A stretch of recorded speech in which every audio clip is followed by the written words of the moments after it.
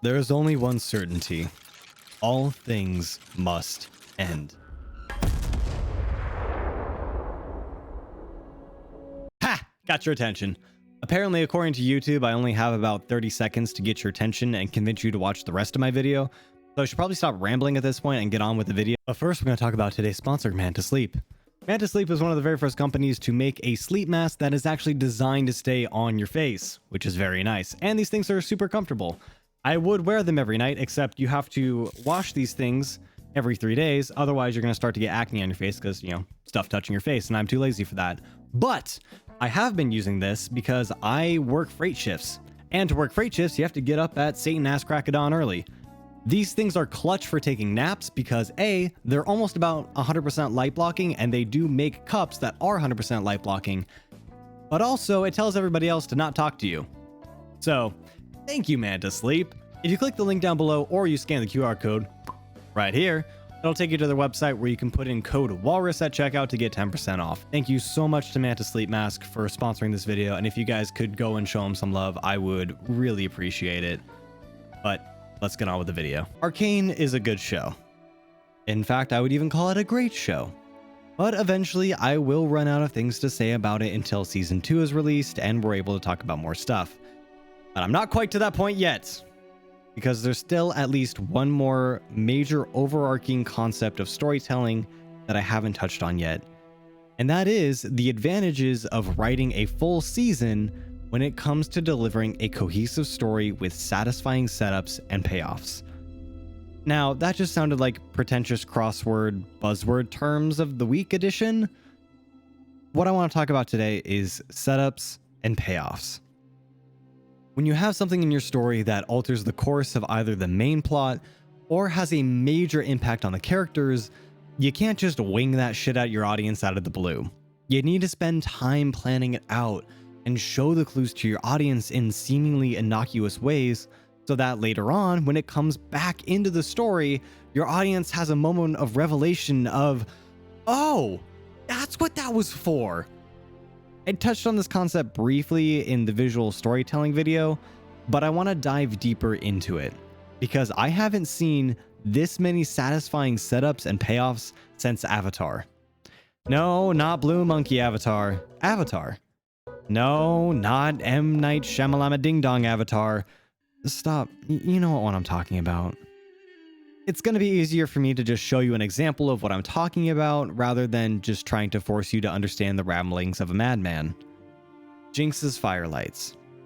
The Firelights are set up so brilliantly in so many little aspects of the story. First, we're introduced to the idea that Powder likes small glittering lights from when she's falling away from the explosion, which, in her defense, is really quite pretty. Then, after the time skip, we are introduced to a gang called the Firelights. At this point in the story, that is still just a name to us, but we can kind of guess that they're referring to like a lightning bug or a glow bug, you know, whatever this universe's equivalent to that is. Around this time, we also see that Jinx is tinkering away with some sort of small butterfly trinket, and pretty innocently it seems at that. Jinx has been shown to be an inventor and a tinkerer, so making a small mechanized bug is nothing that would catch our eye as odd. After Jinx's reunion with Vi and fight against the Firelights, she hobbles back to her loft and again, we see her trinkets. This time, starting the scene with them and ending on a close-up of an actual firelight, which presumably has now given Jinx an idea, judging from her facial expressions. Quick editor's note of correction, the scene actually starts with a firelight, which makes even more sense. I totally forgot about that. Alright, back to the video. Lastly, as Vi and Caitlyn are leaving with Echo, Vi comments on how she's never seen so many firelights before. And there it is. The final clue and final catalyst right before a mechanized firelight alights on top of Marcus's gun, exploding in a story-altering explosion that changes the course of literally every major character in the story. And this explosion doesn't feel cheap. It feels earned. When we see it happen, we all gasp as we remember all of the times we saw leading up to this moment, of all of the times that Jinx was working on these little bugs. And it was underneath our noses the entire time, and we had no idea. This was a story beat that was set up back in episode 3, continuously set up, and then finally paid off in episode 7. But the brilliant thing about Arcane is that it doesn't stop there. Most shows and most films would simply brush off their hands, pat themselves on the back, and congratulate themselves on a story beat well crafted, because yes, it's a story beat well crafted. But Arcane takes things a step further. And it's the main reason why I love the writing in this show so damn much. This explosion, in and of itself, is a setup for a future payoff. Let that sink in for a moment. This payoff that we have been building up to for 1, 2, 3, 4 episodes is a payoff, but also is a setup to another payoff coming on down the road. Let's dissect this because I can't help myself. The explosion kills Marcus, which sets up tensions between Piltover and Zaun to reach a breaking point. It also helps set up the desperate actions that Jace begins to make in agreeing to make Hextech weapons, which in and of itself is a payoff to a setup from episode 2 when Heimerdinger warned them about the dangers of their ambitions, which then was further fueled by Mel and set up by Mel's words and manipulations towards Jace, which that was actually a setup to Mel's payoff of finding out that she was motivated by her mother, which was a payoff to, not a payoff, a setup to Mel's mother telling her that then, no, I want to use this Piltover experiment and the weapons here because there's a threat to Noxus, which then in of itself ties back into Mel's decision to renounce her family claim, which then somehow ties back into Jace again, because now we're talking about political stances and pacifism versus all of this stuff chain reacts together in ways that you would never expect,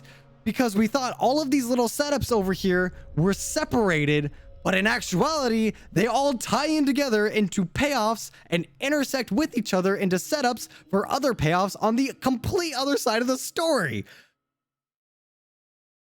Did I lose you? I kind of lost myself in that rant there. I'm sorry. Every action and reaction in this show is so organic and well laid out that it continuously blows my mind the more I think about it. Seeing all of the little pieces come together in a coherent story is an absolute joy, and it encourages you to pay attention because you never know what's going to be another clue to a future payoff.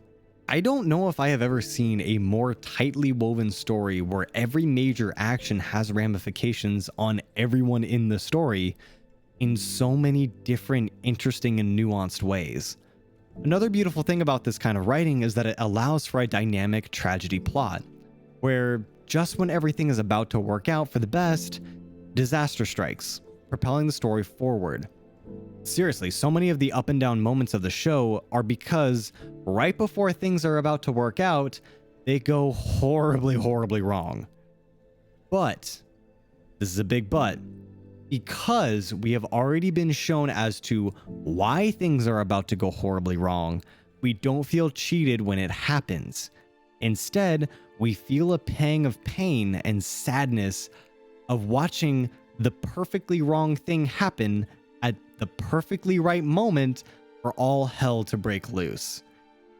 And the best part about all of this is there are more cases than the ones that I've talked about in this video so far. Like how Vander's words to Vi sets up her whole character arc, causing her to put herself in front of danger and leading to a self-destructive trail where she's just trying to do right by the people around her. How the foundations for a potential relationship were carefully laid between Vi and Caitlyn, but in those brickworks, potential problems have already been laid out and foreshadowed. Victor's upbringing foreshadowing what he is willing to do for progress, as well as Singe's words to him, marking the beginning of his downfall. And of course, I haven't even mentioned the season finale yet. Oh, okay, I get it. I'll stop. I'm sorry. Point is, if you want to write a natural, organic story, You have to make good use of setups and payoffs. You have to hint early on to your audience that C is going to play a factor in the story at some point. So that way, when A goes to B, goes to C is shown, the audience feels a sense of revelation rather than feeling blindsided. In summary, show your audience hints as to what will cause major events in your story early on. That way, they are in on the fun when things break down in your story. Otherwise, you're going to leave your audience hurt and confused simply for the sake of spectacle, rug pulls, and hiding behind the flimsy excuse of expectation subversion. Let your audience guess the big twist, and even if they don't guess it, make it so that way they slap their forehead and wish that they thought of it sooner. That is the mark of a well-written, tightly woven story.